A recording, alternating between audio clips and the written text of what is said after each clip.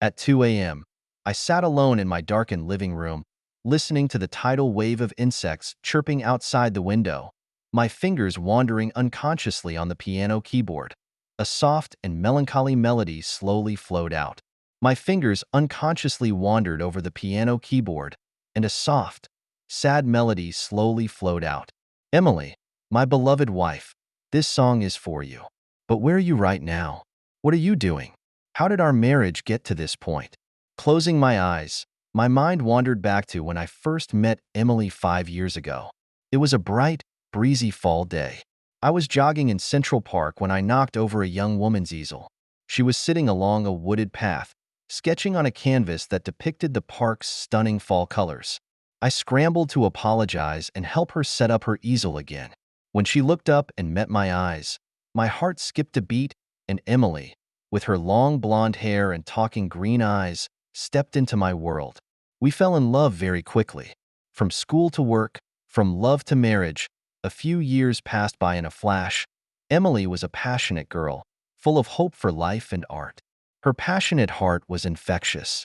I loved the way she would talk about her paintings, the way she would giggle, and the way she would murmur. Beside her, I felt like I had the whole world at my fingertips. We fantasized about the future and envisioned a sweet picture of never leaving each other. However, at some point, everything started to change. Emily gradually neglected herself and was often absent-minded. Her previous enthusiasm seemed to fade a little, replaced by coldness, perfunctory, and even impatience. She began to stay out late, claiming that she had to go to the studio to work on a project. Whenever she was asked, she always avoided the important issues and flashed her eyes. All sorts of abnormal signs in my head, hovering not to go, hidden pain. Could it be that our marriage is in trouble? Could it be that Emily has someone else living in her heart? I don't want to, and I don't dare to think about it. Looking at the empty room, the fragments of memories came like a tidal wave, drowning me. Once upon a time, Emily's laughter still echoed here. But now, only the cold moonlight is left, reflecting my sad face. These days, Emily always comes home late, and we seldom have a good conversation. Was she avoiding me?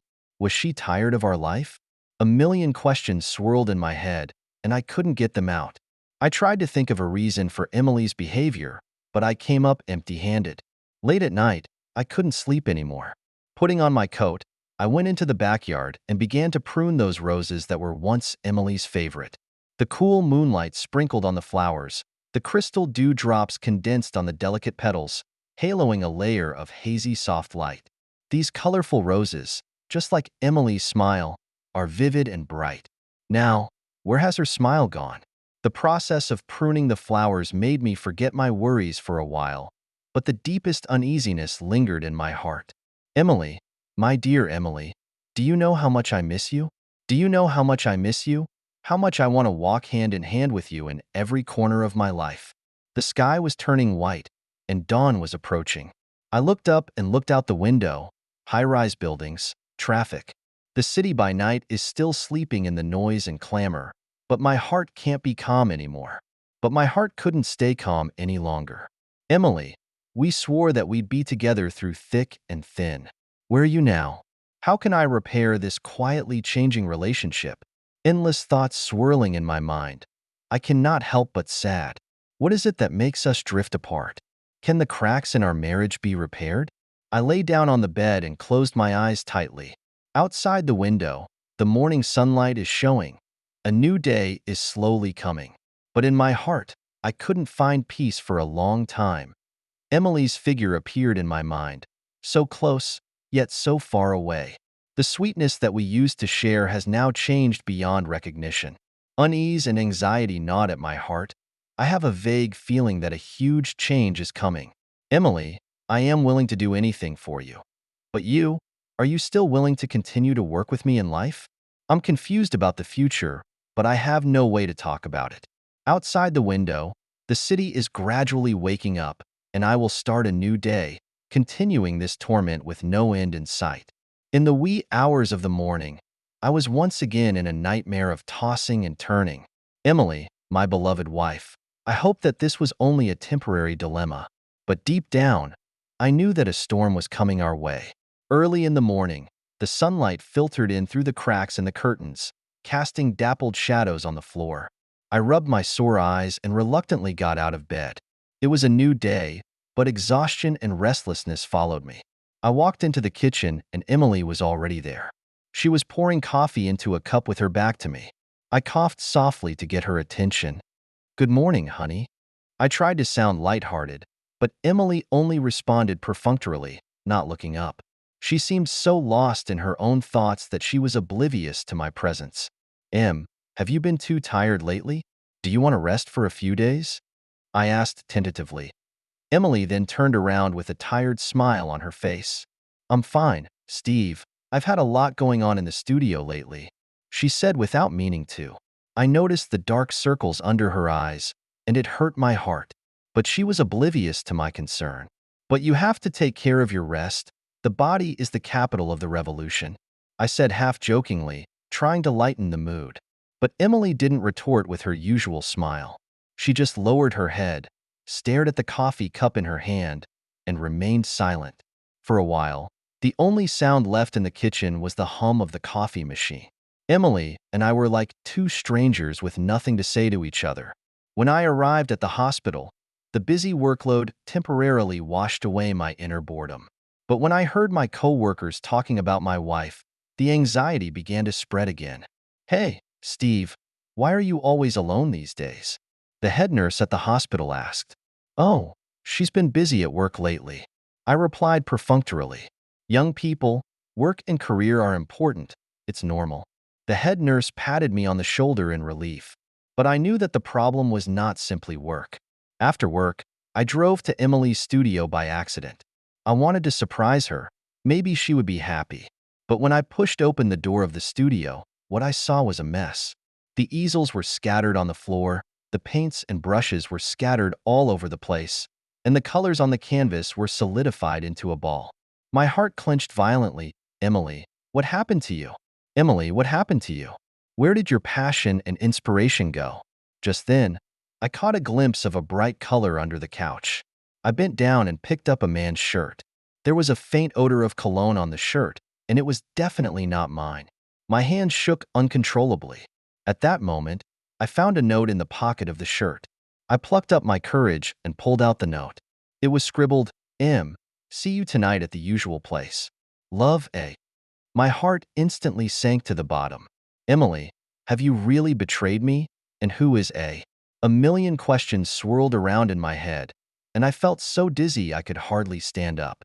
I stumbled out of the studio and drove home in a daze. On the way home, my mind went blank. I didn't want to believe, that my marriage with Emily had come to this. But that shirt, that note, mercilessly threw reality in my face.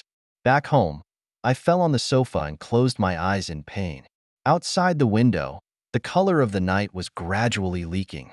The sound of a person's breathing in the silent room seems particularly harsh. I tossed and turned, fidgeting, and the ticking of the clock tortured my nerves as if it were a lingering death. "Emily, where are you? What are you doing? Are you meeting the mysterious A?" The thought of it made my heart ache as if it were being strangled by a knife. I picked up my cell phone, wanting to call Emily and ask her about all this. But my finger froze on the dialing button. What was I supposed to say? How am I supposed to face this cruel truth? "Emily, is it my fault that we've come this far? Was I not good enough? Why, in the end, did I get your betrayal and cold shoulder?" It was late at night, and Emily still hadn't come home. I sat alone in the darkness, letting my thoughts wander aimlessly. I thought back to the time we met and fell in love, to the vows we made. "Emily, does all this not matter to you anymore? Has your heart flown away?" Outside the window, the night is getting thicker and thicker. My heart sank a little bit into the abyss of despair.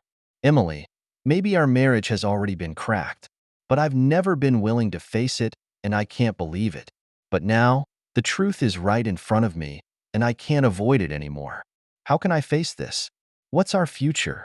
At dawn, I fell asleep in a daze of confusion and pain. In my dream, I saw Emily's back walking away, and no matter how much I shouted, she never turned back.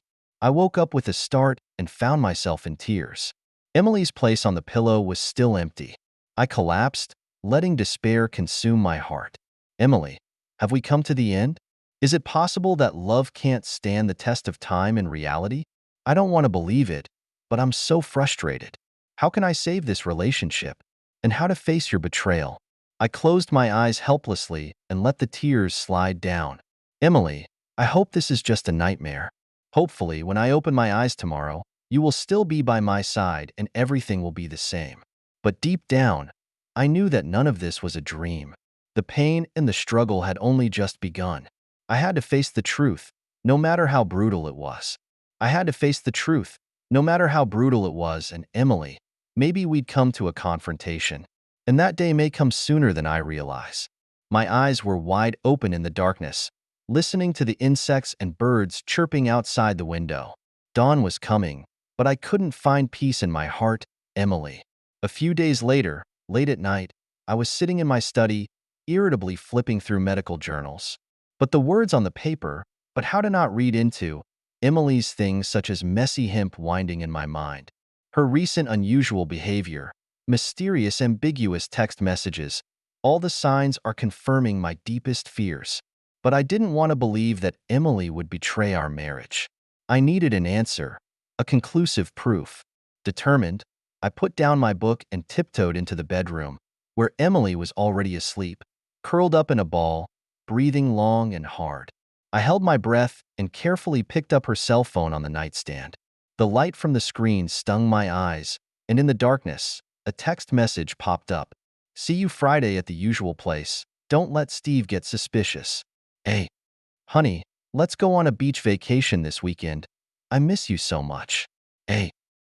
My heart sank lower and lower with each text message, almost breaking into pieces. Emily, my beloved wife of 6 years, the soulmate I thought would be with me for the rest of my life, had really betrayed me. Those intimate terms of endearment, sweet dates, which should belong to me, have now become someone else's exclusive. In an instant, anger, sadness, jealousy, resentment, all sorts of emotions like a tidal wave to me, almost drowned me. I put the phone down, shaking, and stood in the dark, not knowing what to do. Why are you doing this to me? Does our relationship, our marriage, mean nothing to you? 6 years, was it all a lie? Your vows, your promises, were they all lies? I feel like a fool, kept in the dark, a laughing stock. I have to confront Emily. I need an explanation. But how do I say it? How should I look at her? I took a deep breath, walked slowly to the bedside, and gently pushed Emily's shoulder. Emily, wake up, we need to talk. I said in a muffled voice. Emily opened her eyes in a daze and looked at me questioningly. Steve, what's wrong? Is something wrong? I laughed bitterly and held my cell phone up to her. Explain what these texts are about. Emily's face turned white.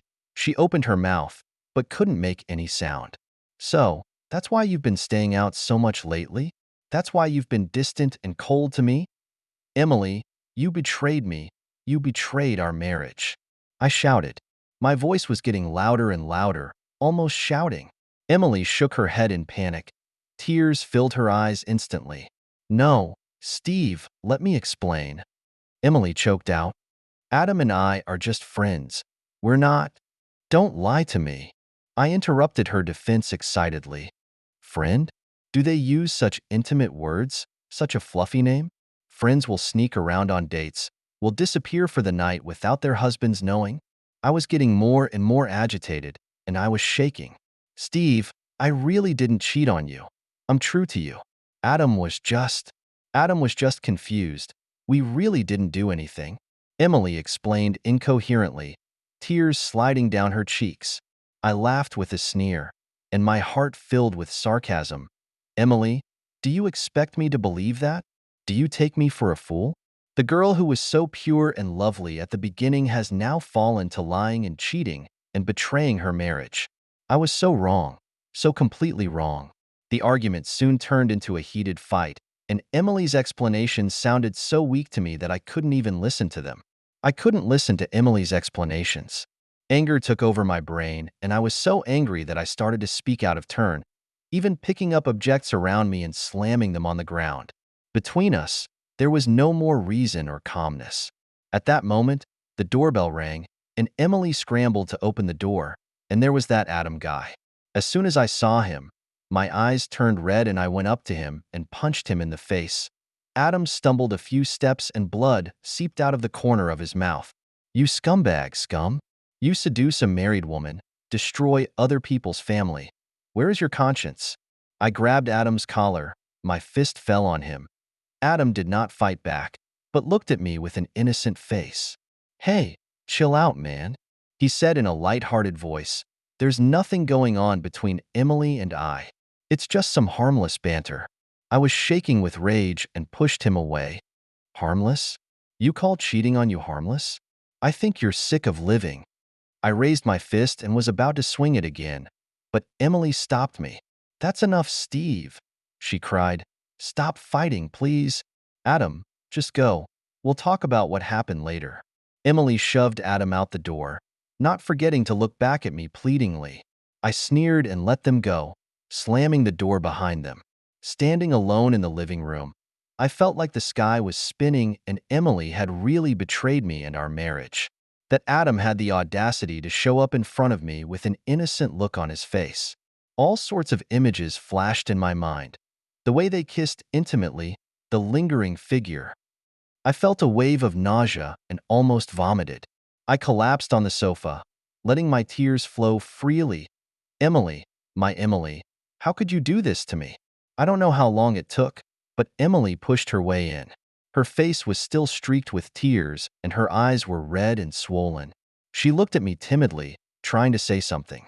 Adam's gone, she whispered. Steve, I know you're angry right now, but I swear, I really didn't have anything with him. I would never cheat on you, on our marriage. I sneered and turned my head away. Do you think I'll still believe you? After I read those texts and witnessed your fling?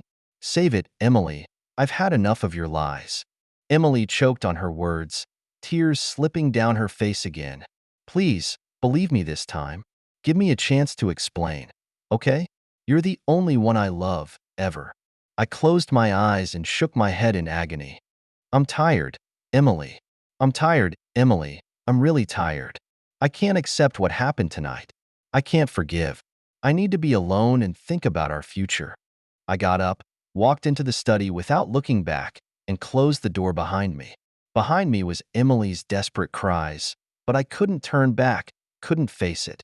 But I couldn't turn back, I couldn't face it anymore. Emily, what am I going to do with you? Can we go back to the old days? Looking out the window at the light of day, I smiled bitterly. Emily, perhaps you and I are wrong. Perhaps love is a cruel game. Marriage is just a mirror. We are too naive, too childish, thought that the alliance can be exchanged for a long time.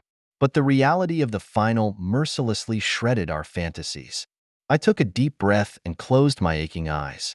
Emily, can we ever get this back? Can we go back to what we started? I don't know. At this moment, I only feel endless exhaustion and despair. Maybe we've really come to the end. Maybe separating is the best choice. Outside the window, the sun is gradually rising, illuminating this bitter morning. I got up, opened the curtains, and let the sunlight flood my body. Emily, no matter where you and I are going, this marriage has come to a crossroads. Maybe we really need to calm down for a while and think seriously about each other's future. Anger and despair filled my heart. That sleepless night of confrontation was the end of my marriage to Emily. After a lot of painful thinking, I made the difficult decision to move out of Emily's and my home and live apart for a while. I needed to think calmly about our future, and Emily needed time to reflect on her mistakes. I packed some simple things and moved in with a friend on the outskirts of town. Before I left, Emily cried and begged me not to leave, saying she would never make a mistake again. But my heart was as hard as a rock, and I left without looking back. I knew that if I went soft at this point, it would only cause more pain for each other. The days of separation were difficult and torturous. During the day, I buried myself in the heavy workload of the hospital and tried my best not to think about Emily. But when it was late at night, thoughts and regrets came to me like a tidal wave. Emily's face, Emily's voice, hovered in my mind all the time. I couldn't sleep at night, tossing and turning, physically and mentally exhausted. Emily didn't give up. Every day, I received text messages and emails from her apologizing and pleading for forgiveness. She even showed up in front of the hospital just to catch a glimpse of me. But I turned a blind eye, indifferent to it. Emily, you have to pay for your betrayal. I will not forgive you so easily. My colleagues gradually saw that I was abnormal. They asked me with concern whether I had encountered any troubles. I just smiled perfunctorily and said it was no big deal. Only Dylan knew what was going on. He reassured me that Emily was probably just confused and that I should give her a chance to change. But the scars in my heart can't be healed with a word or two of comfort. This painful separation lasted for a month. One day after work, Emily's best friend Lisa suddenly appeared in front of me. She anxiously told me that Emily hadn't been to the studio for 2 days, and her phone number was not working. My heart tightened, and I had an ominous feeling. Lisa and I arrived at Emily and I's house. As soon as we entered, the living room was a mess. Vase pieces were scattered all over the place, and the couch and walls were covered in blood. My heart went cold. Emily, what happened to you? We found Emily unconscious in the bedroom with a deep, bone-deep gash on her wrist. Shaking, I dialed 911, and Emily was rushed to the hospital. Doctors said that Emily had slit her wrists and lost a lot of blood, but fortunately she was rescued in time, and her life is no longer in danger. I stayed up all night and waited outside the hospital. Lisa told me that Emily had been very unstable for a long time. My indifference and avoidance had made her desperate, so she took the risk. Hearing this, my heart was like a knife. Emily, I thought that my coldness could make you repent, but I never thought that it would almost drive you to a dead end. The next day, Emily woke up. When she saw me, she had a weak smile on her face. I'm sorry, Steve, for making you worry. Forgive my willfulness. I'm just too afraid of losing you. Tears streamed down her cheeks, and my heart ached. Perhaps the Cold War cannot solve the problem. We are still too immature. I finally found the courage to open up to Emily. I've been thinking a lot. We were both wrong, both too naive. Neither of us knew how to love. Your betrayal hit me hard. But I'm also at fault. I shouldn't just run away, but learn to tolerate. Love is not a child's play. It needs to be operated, need to grind. Emily sobbed and held my hand tightly. Steve, forgive me. I'll never be that stupid again. Give me a chance to prove my love to you again. Okay? I nodded and leaned down to kiss the tears off Emily's face. At that moment, I felt more open than ever. Perhaps a period of time apart is a good opportunity to let each other calm down. Marriage is never a quick fix. It requires two people to work together and grow through thick and thin. After Emily was discharged from the hospital, I suggested that we continue to live apart for a while. We agreed to meet once a week to communicate openly and slowly repair our relationship, and Emily agreed, hoping to win back my trust through her own efforts. I went back to work, and Emily, too, began to work on herself. She enrolled in the teacher's license exam and studied to dull the pain. From Lisa, I learned that Emily was getting better. I was pleased, but at the same time, my heart was also touched. Gradually, I wasn't so reluctant to see Emily anymore, and every time we went out, we had a good time.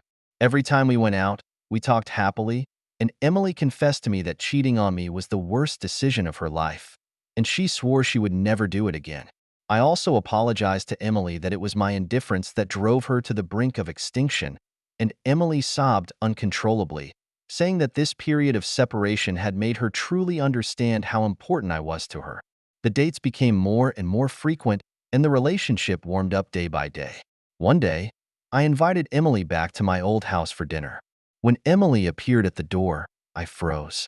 She was wearing a simple white dress, tied up her shoulder-length hair, and had a whole new look. Dinner was served in a cozy atmosphere. We talked as we always did, as if the previous unpleasantness had never happened. After the meal, Emily snuggled in my arms and whispered, Steve, I'm really suffering without you.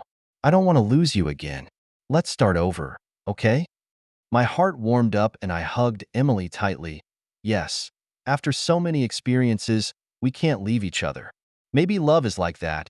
It needs to go through a lot of trials and tribulations in order to become more and more tough. Emily, I forgive you. Let's work together to rebuild our relationship. That night, we kissed until dawn.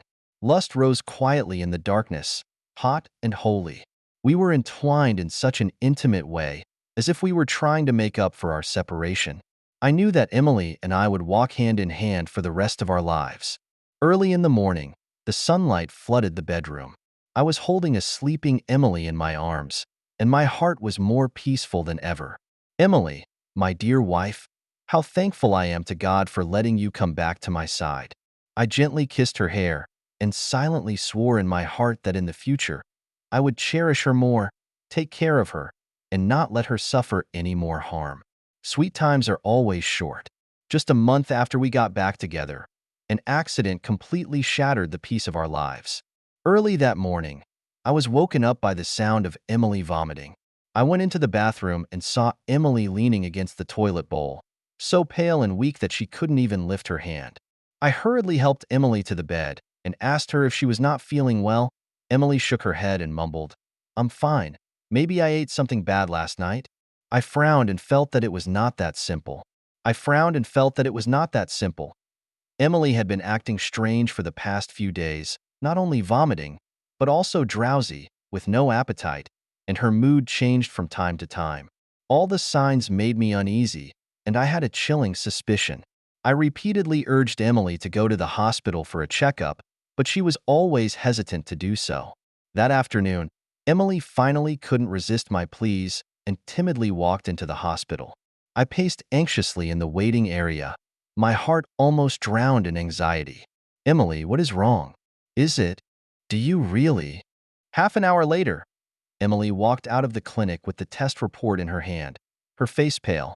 I greeted her and tried to take the thin piece of paper from her, but Emily was clutching the report and shaking uncontrollably. "Steve." Emily choked and opened her mouth, tears in her eyes. I'm pregnant." It was a big bang, and I just felt like the sky was spinning. Emily's pregnant? How is this possible? I reached out with a shaky hand and grabbed Emily's shoulder as hard as I could. "The baby? Whose is it?" I asked, my voice so hoarse that I was afraid of myself. Emily shook her head in panic, tears streaming down her face. "I don't know. The report says it's been 5 weeks."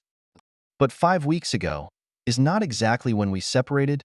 "Steve, I swear, I have not been with anyone but you." Emily's voice was getting smaller and smaller, but I couldn't hear her anymore. The father of the baby was probably that fucking Adam. I was furious just thinking about it. "Emily, when you cheated on me, didn't you even use birth control? You couldn't wait to have children with another man? You make me sick." I pushed Emily away as she stumbled back a few steps, tears blurring her vision. "Steve, listen to me explain." Emily pleaded and reached out her hand, trying to grab the corner of my shirt. I shook her off fiercely, my face grimacing horribly. "That's enough, Emily. I don't want to hear any explanations from you. You know very well whose baby it is. I was so blind to believe your bullshit and forgive you for your betrayal." I roared at Emily, wanting to strangle her. "From now on, let's cut it off. I don't want to hear another word about this child. Do whatever you want." After saying that, I rushed out of the hospital without looking back, leaving Emily's cries behind. I got into my car, pressed the gas pedal to the floor, and sped down the highway. "Emily, you're a liar. You're a complete and utter liar. I hate you. I hate you so much. Why did I have to fall in love with a woman like you?" I don't know how long it took me to calm down. The sun was setting like blood, coloring the sky red. I mechanically turned the car around and drove towards Emily's and my home. I had to ask her whose baby it was. If it's Adam, then she'll never see me again. But when I walked in the door, I was greeted by a mess. The coffee table was overturned on the floor, and pieces of vases were scattered all over the place. My heart sank, and I rushed into the bedroom.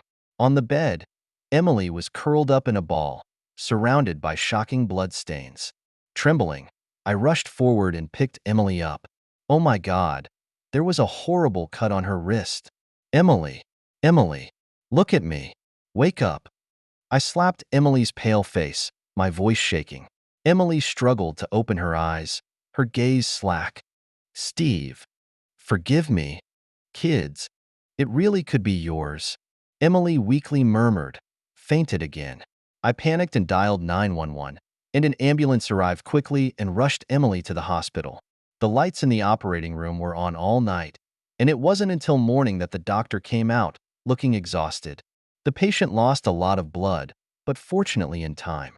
But the doctor sighed, looked grave. I'm afraid the child cannot be kept. I was on ice. I didn't know how to react. Emily had a miscarriage? Emily had a miscarriage? The baby, just like that? I sat down on the bench, feeling that the sky was spinning. Emily, why are you so stupid? Even if the baby isn't mine, do you really want to gamble with your life? In the hospital room, Emily was lying on the bed in a pale color. Her body was full of tubes. I sat by the bedside, staring at her in a daze, tears falling down my face. Emily, I'm sorry. It's all my fault. I was too selfish, too impulsive, and I drove you to this point. Maybe the baby is really mine, and I was wrong about you. Emily's fingers moved slightly, and I leaned over to take hold of them. I'm here. Wake up, look at me. I choked and said, tears blurred vision. Emily slowly opened her eyes still a little lax. Steve. Child. The child is gone, right? Emily's tears burst down, soaked the pillow. My heart was in my mouth, and I held Emily's hand tightly. I'm sorry, it's all my fault. I shouldn't have done that to you. I shouldn't have doubted you. I choked up and couldn't speak. Emily shook her head, with a bitter smile on her face. No, I'm the one who's sorry for the kids. It's me who is too selfish, too cowardly. I'd rather hurt myself than face your skepticism. I burst into tears and hugged Emily tightly. Don't say it, Em. It's over. Let's start all over again. Okay? This time, I will take good care of you and never hurt you again. Emily snuggled in my arms, sobbing uncontrollably. I gently stroked her hair. In her ear murmured words of comfort. After Emily's miscarriage, our lives were plunged into unprecedented difficulties. Emily spent her days in tears and locked herself up in her studio, while I was in deep remorse and guilt, not knowing how to face her. I, too, was in deep remorse and guilt, not knowing how to face her. A week went by, and after work that day, I got an unexpected phone call. It was Lisa, Emily's best friend, who choked up and told me that Adam had been killed in a car accident. I was stunned, unable to digest the news for a while. Adam's dead? How is that possible? I took a deep breath and asked Lisa for details. It turned out that the day after Emily's miscarriage, Adam got drunk in a bar and died in a drunk driving accident. Lisa said that Emily had a breakdown after she learned the news and stayed away from home the whole day. My heart was tense. Could it be that Emily was really in love with Adam? I plucked up my courage and knocked on the drawing room door, where Emily huddled shriveled in the corner, her eyes vacant. Emily, I heard about Adam. I'm sorry for your loss. I whispered. At the sound of Adam's name, Emily let out a sob and tears came to her eyes. It's my fault, Steve. If it wasn't for me, Adam wouldn't be. He was getting drunk because of me. Emily said incoherently. Tears fell like rain. I knelt down and gently took her by the shoulders. Don't say that, Em. It's not your fault. I sighed. I'm sorry. I was too impulsive before and said those hurtful words. In fact, I've always believed in you and never doubted your love for me. Emily looked at me teary-eyed and murmured, but I don't deserve your trust, Steve. Adam and I. Between us, we did have a... My heart clenched violently as I looked at Emily in disbelief. What did you say? You guys. Are you guys really? Emily nodded painfully and choked. It was 3 years ago. You often came home late because of work. I was very lonely and I met Adam. At first we just talked a lot. Gradually, we became more and more intimate. But I swear, Steve, there really wasn't anything substantial going on between Adam and me. I ended up choosing you and our marriage. Emily sobbed, but I betrayed your trust and hurt your feelings. You have the right to blame me and hate me. I looked at Emily in a daze and had mixed feelings for a while. It turned out that Emily and Adam had a story between them for a long time. But she finally came back to me and even paid a terrible price for it. Eminencia. I choked and took Emily into my arms. I don't blame you, really. Maybe we're both at fault. I was the one who ignored your feelings. I was the one who prioritized my work over you. But you chose me in the end, and even almost died for it. This has proved how deep your love for me is. I stroked Emily's cheek and said softly, maybe we are not mature enough to learn how to run this marriage. From now on, I will be more concerned about you, care for you, never let you feel lonely. Emily sobbed uncontrollably and wrapped her arms around my neck. I'm sorry, Steve. I'm sorry, Steve. I should have told you this a long time ago, but I wasn't honest enough. It was a hard lesson to learn, and I don't want to lose you ever again. I wrapped my arms around Emily and let her cry in my arms. Outside the window, the sun was setting slowly, burning the sky red. Emily, maybe we still have a lot to learn, but as long as we're honest with each other and work together, there's no obstacle we can't overcome. Adam's funeral was held as scheduled. On that day, Emily stood in front of the tombstone in a black dress, looking solemn. Adam, rest in peace. None of this is your fault. I hope that in heaven, you can forgive me, Emily murmured, tears slipping down her face. I walked up and held Emily's hand tightly. Emily looked back at me with a firm and sad gaze. Let's walk together in the days to come. I said softly. Emily nodded vigorously, and I interlocked my fingers. The wind blew away the sadness in the air. We walked out of the cemetery side by side. Shortly after the funeral, Emily made a decision.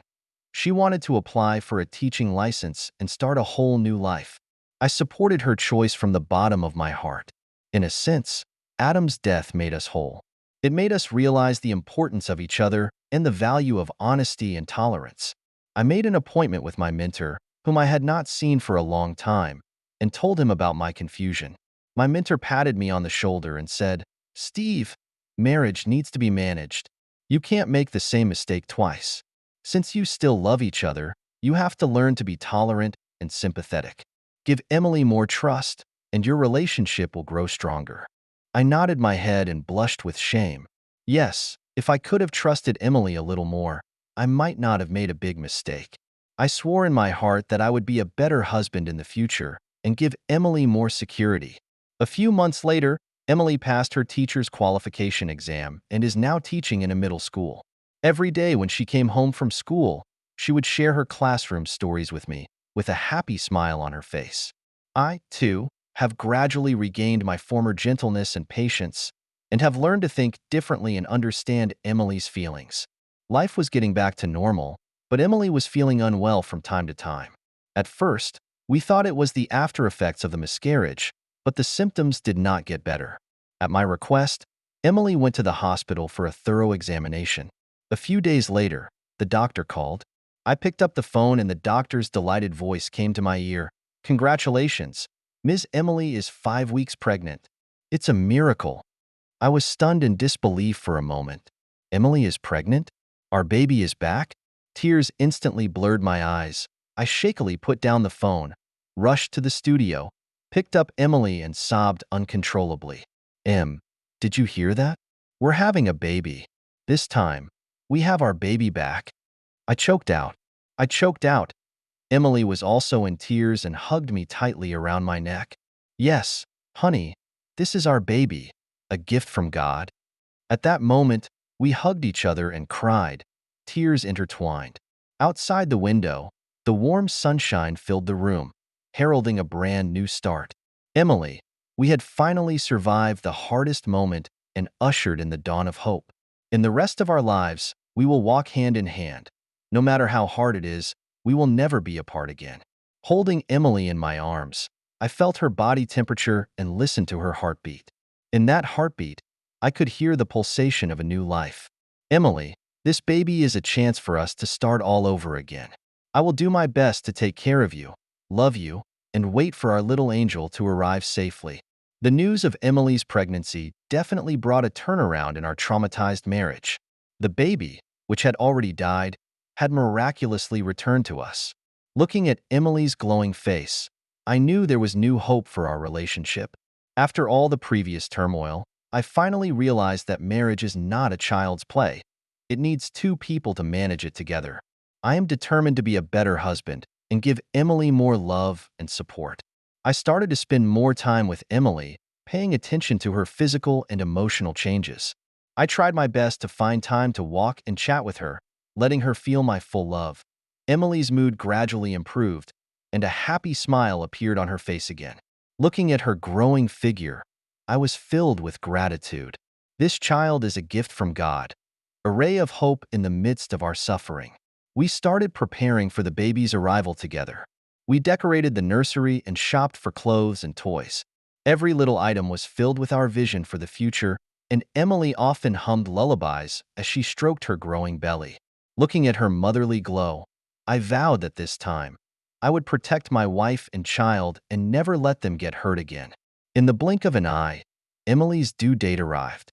That day, I held Emily's hand and snuggled outside the delivery room, and Emily's cries cut me to the core.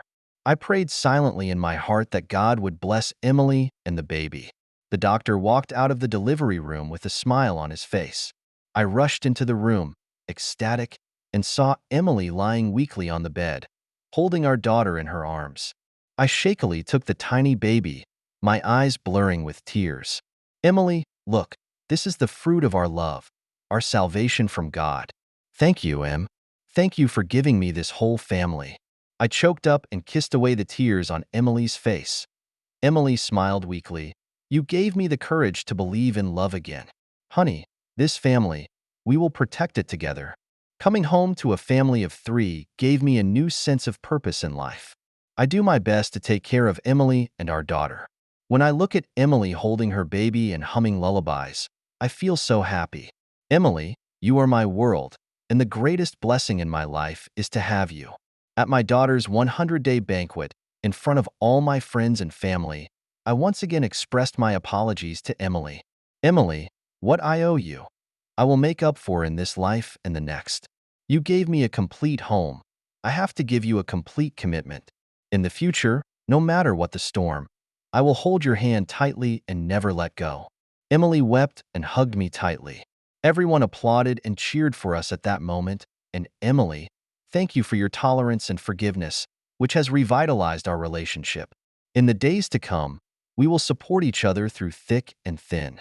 As long as there is love, there is no obstacle that cannot be overcome. As the years go by, my daughter grows up day by day, and I am touched to see Emily pulling her toddler. Watching Emily pulling her daughter's toddler figure, my heart is full of emotion. Emily, you are the guardian angel of this family. I am willing to give my all for you and for my child. I am glad to have you with me on this long road of life. One day, Emily suggested adopting an orphan. Steve, our home is so warm. Why not have another baby to feel the warmth? I agreed without hesitation. Looking at Emily holding her little son with love in her eyes, I knew that I had made the right choice. Since then, we have become a family of 4. Our daughter and son are adopted, but we treat them as if they were our own. The laughter of our family echoed in every corner of the room. In the picture frame, there is a group photo of our happy family. Emily, it is your love that binds this broken family back together. It is your tolerance that gives us hope in the midst of suffering. Late at night, when the children are asleep, I gently embraced Emily, murmuring in her ear, "Dear, these years of little by little, do you still remember? From acquaintance, love to marriage, to betrayal, suspicion, separation, until the arrival of the children, we have stumbled through these roads, covered with laughter and tears. But it is these sufferings that have made our relationship more and more resilient." Emily smiled and kissed me on the lips, tears wetting her eyes. I will never forget, because of these memories, made us what we are today. Steve, with you here, there is nothing else I could ask for. Let's take this gratitude and face every new morning of our lives. I hugged Emily tightly and prayed in my heart. I hope we can spend the rest of our lives as we are now, loving, respecting, and cherishing each other. Emily, there is still a lot of time left between us. Let's walk hand in hand and start a new chapter in our lives. Outside the window, The moon is shining brightly in the sky, and the stars are shining brightly. I know that our love will be as bright and constant as the moonlight. The suffering of life has long been turned into a witness of our love. From now on, we will never leave each other and live forever. My dear, let's welcome each new dawn with this firm love. I believe that as long as you are here, life will always be full of hope. We will protect this home and this love together until we grow old. Thank you for taking the time to listen to today's story. If you enjoyed it, please like and subscribe if you haven't already. If you have a story to share about your own or someone else's experience, please feel free to contact me. Take care.